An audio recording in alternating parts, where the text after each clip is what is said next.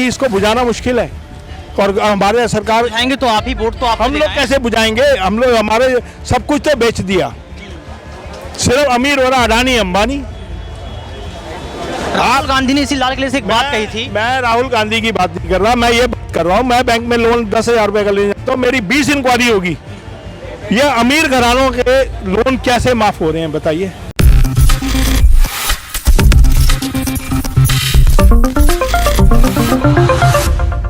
Time में जब उनकी सरकार थी तब महंगा लगता था। 1103 में क्या हालत होगी आप समझ के देखिए एक बारी। जो लोग कहते थे कि हम उज्ज्वल योजना ला रहे हैं, घर घर में चूल्हा देंगे, आज लकड़ियों पे मजबूर हैं लोग, लकड़ियों में घर जला रहे हैं, अपना चूल्हा वो लकड़ियों पे जला रहे हैं। तो ये चीजें मुद्दे ज्यादा इंपॉर्टेंट है, ना कि फेस ज्यादा इंपॉर्टेंट है। तो जो लोगों की ग्राउंड रियलिटी अगर आप देखोगे, ठीक है, बहुत कुछ लोग कहेंगे वेव है कैसे भी है, मेरी अगर अलग आइडियोलॉजी है, मेरे साथ के 100 बंदे और होंगे तो 200 बंदों की अलग होगी, लेकिन बात मुद्दों की है, बात फेस की भी नहीं है। आपके जल रहा है, चूल्हा जल रहा है आपके घर में? बिल्कुल चूल्हा जल रहा है, लेकिन बड़ी मुशक्कत से, वो आसानी से नहीं जल रहा। बेसिकली मुझे ये प्रॉब्लम नहीं है, एक्चुअली मैं सीनियर सिटीजन हूँ, मुझे यंग जनरेशन की चिंता है। पहले क्या होता था, 20-22 साल का बच्चा होता था, उसको कहीं ना कहीं जॉब मिल जाती थी, 25-26 साल में शादी हुई थी, अपने घर में खा लेता था। आज क्या, आज बीटेक और MBBS करके बच्चे बेरोजगार हैं। ऐसे कौन सी तरक्की है बताइए? देश कहाँ जा रहा है? ये सब 9 सालों में हुआ है। बिल्कुल राइट।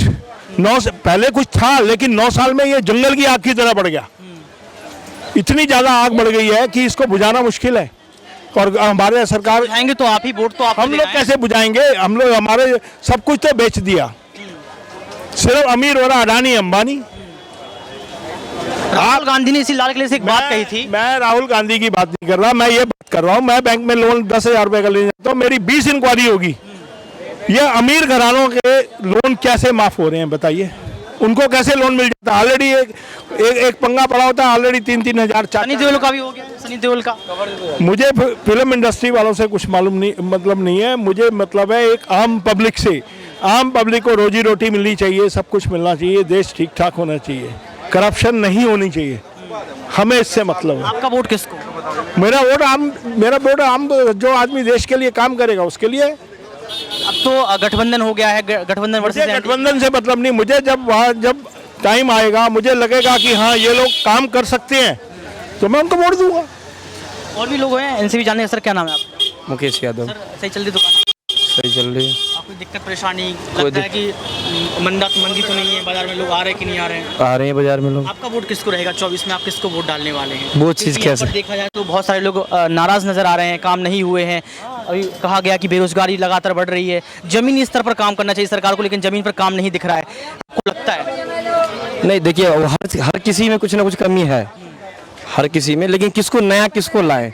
मान लीजिए दिल्ली की बात कर रहे हैं, बिजली पानी जो है ना, हम लोगों को फ्री मिल ही नहीं रहा है, नहीं बिजली फ्री मिल रहा है, नहीं पानी फ्री मिल रहा है, ठीक है। और फ्री चाहिए भी नहीं, क्योंकि अब इसमें पानी आ रहा है, इतना गंदा पानी आ रहा है, पूछिए मत, पिया नहीं जाएगा।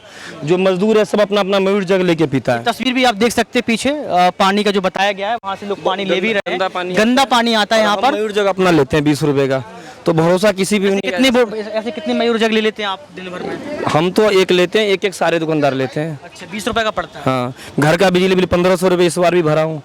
और हमारी छोड़ लीजिए ना, वो ठेला चलाती है बेचारी, उसका भी 1000 रुपये का बिल आया। हर किसी का बिजली बिल आता है। मतलब जितना कमाते हो सब खर्च हो जाता है, कुछ बचता नहीं? नहीं, बचता है, ऐसी बात नहीं है, बचता है।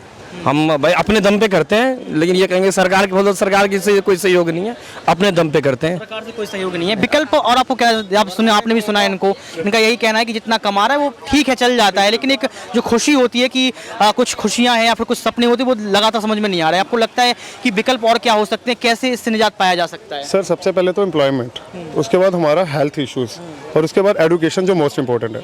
अगर ये 3 चीज़ें इस देश में सुधार दी जाएं तो मेरे को नहीं लगता कि कोई अपने आप में इतना कैपेबल नहीं होगा कि सेल्फ स्टैंड हो सके। जब ये तीनों चीज़ों किसी को भी, किसी युवा को, आज के युवा को पढ़ते हुए के मिलेगी। अब आप देखिए हो क्या रहा है कि आज के दौर में इतना बेरोजगार आ गया है कि कुछ लोग जब कुछ नहीं है स्किल डेवलपमेंट के तौर पे और कुछ नहीं है उनके हाथ में हुनर, तो वो क्या करते हैं, अपना यूट्यूब पे चैनल खोल लेते हैं, ठीक है सर, तो वो इन्फ्लुएंसर बन जाते हैं, ठीक है, वो अपनी अच्छी अर्निंग्स कर रहे हैं और मैं कह रहा हूँ उनको मुबारक है वो अर्निंग्स। लेकिन अगर आप यही बात करोगे ना कि अगर आप वो किसी टेक्निकल चीज़ में पढ़ेंगे और उनके लिए एक एक बेस ग्राउंड जो है वो तैयार करना होगा, तो उनकी आधा से ज़्यादा ज़िंदगी अब की गुजर चुकी होगी और उस टाइम में जाके उनका बेस कुछ नहीं होगा।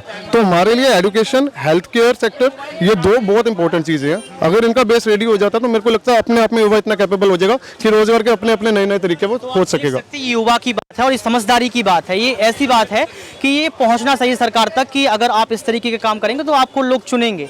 आप देख सकते हैं यहाँ पर कि मार्केट एरिया है, लोग यहाँ पर आ रहे हैं, खरीदारी कर रहे हैं, शॉपिंग कर रहे हैं। और सबसे बड़ी बात दर्शकों ये है, चुनाव नज़दीक है और चुनाव के पहले महंगाई की बात कर लो या फिर तमाम ज़मीनी स्तर के मुद्दों की बात कर लो, उससे यही निकलकर सामने आता है कि भाजपा सरकार ने काम तो किए लेकिन वह काम नहीं कर पाया जिससे लोगों को उम्मीद थी।